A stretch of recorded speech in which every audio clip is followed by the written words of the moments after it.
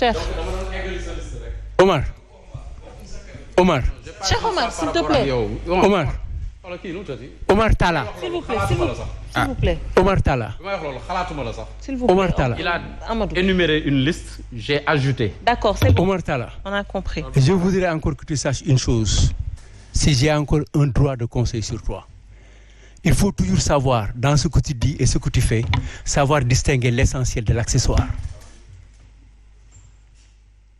jéemal xàmme lan mooy essentiel ci li lay indi ak l'accessoire loolu mooy sa yoon pour fi nga jëm maintenant loolu am na Mamadou Seck n'est pas de ça et pour te dire dans les dossiers de passeport yi am na ay dossiers yoo xam ne yi bu Mamadou Seck par exemple lettre manuscrite la ñu ne Mamadou Seck mooy demander passeport pour quelqu'un la lettre n'a même pas été signée dans quelle administration sommes-nous à ce niveau ci instrument bi nga xam ne bii moo gën a rëy sur le déplacement des personnes par conséquent loolu moo tax l'Union européenne avait demandé ñu xool passeport diplomatique du Sénégal heureusement que l'Espagne était là pour mettre son veto alors que la France ne l'avait pas fait parce que France dafa am problème avec les passeports diplomatiques ci li ñuy wax nii nañuy jàpp ne am na ñu ne ci député yi ki nga xam ne mooy assumer les fonctions du président du groupe d'amitié France-Sénégal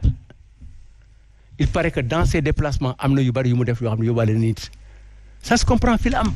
D'accord. Nous avons vu des employés de l'Assemblée nationale ñu nekk ñun yu déplacé ay nit bu dem France donc c'est un problème qui est là mais jamais dans l'histoire du Sénégal boo cumulé li fi am yëpp li fi am 12 ans yi moo ëpp 50 ans yi c'est ça la gravité. D'accord.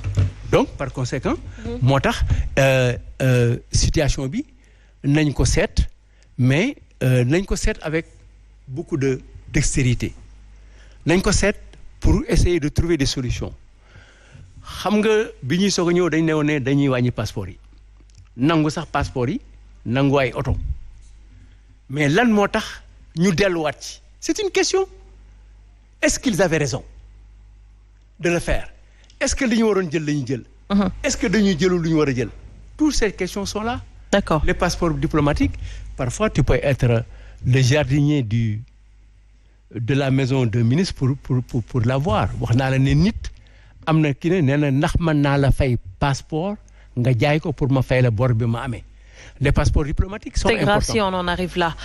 dafa baax parce que dañ koy utiliser ci lu nekk dans la décolonisation portugaise dans la lutte démocratique bi nga xam ne ñoo gënoon avancer certains pays il y a des Africains que nous avons protégés ici au Sénégal en leur octroyant ces passeports c'est normal ouais.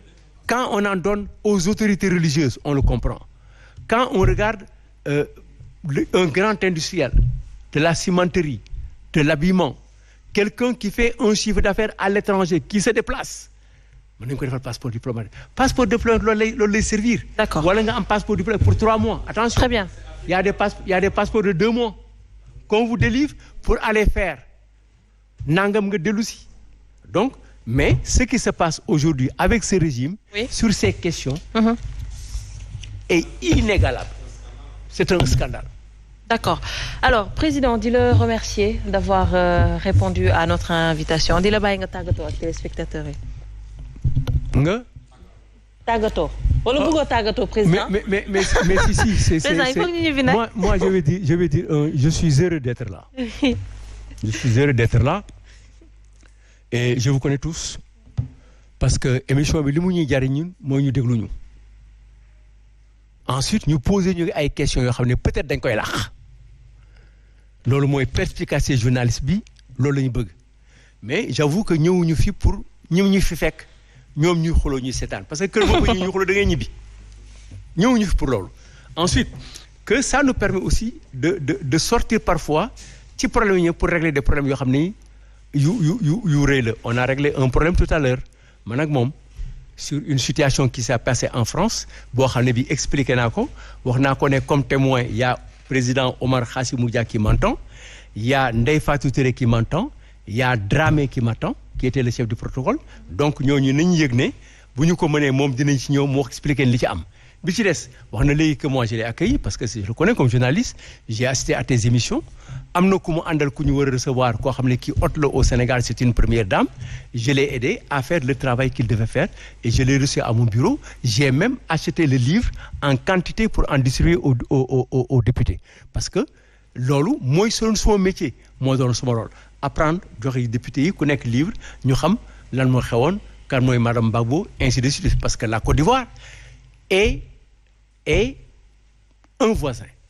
La Côte d'Ivoire est un partenaire important dans l'UEMOA et dans la CEDEAO. Nous n'étions pas des proches de Gbagbo, nous ne sommes pas proches de Lansana Conté, mais nous avons aidé ces régimes à être et à piloter un peu la démocratie pour que ces pays ne voient pas de problème. Ce que nous avons fait pour Ouattara est immense pour qu'il soit à ce niveau. Dafa rëy.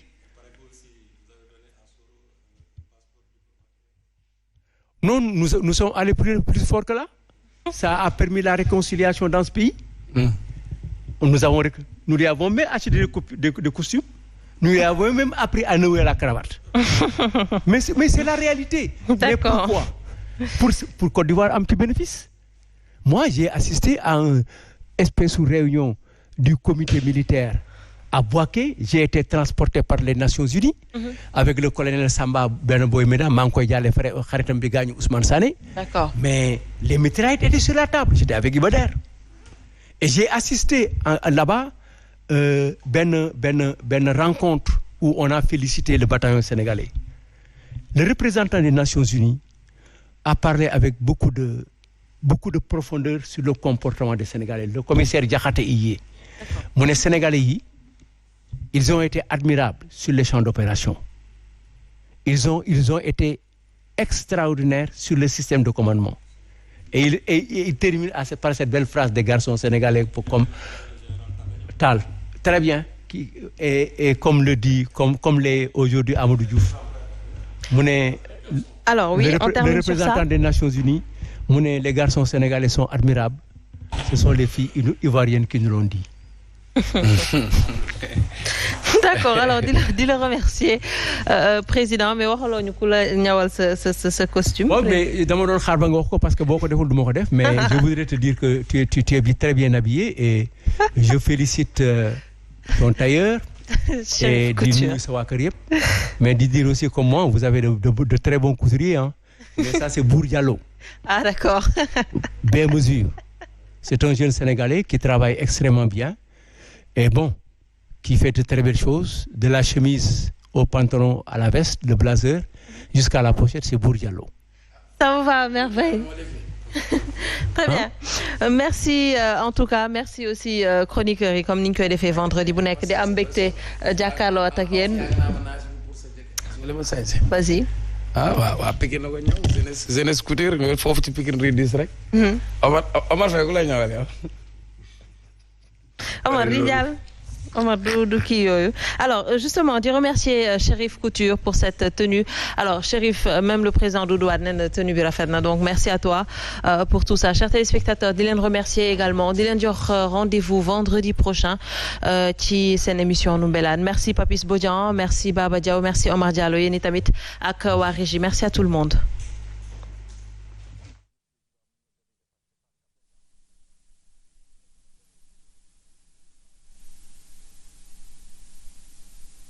salaatu allazi fi kulli sahrin wa fi safar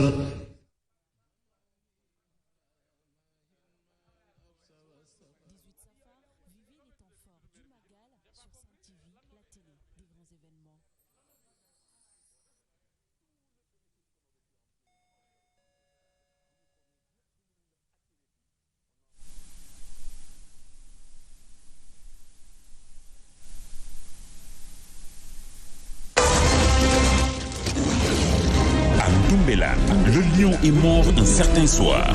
Gaynde saay na. Doomu golo yi s'accapare des biens de la cité.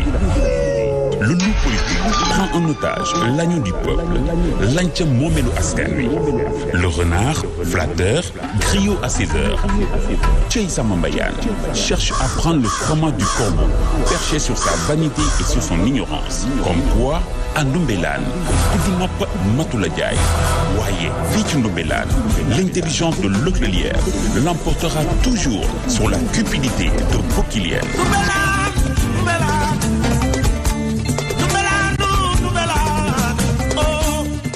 صلاة الذي في كل سهر وفي سفر هماني هلا ماهن ما الأبس والسفر. 18 Safar, vivez les temps forts du Magal sur Sen TV, la télé des grands événements.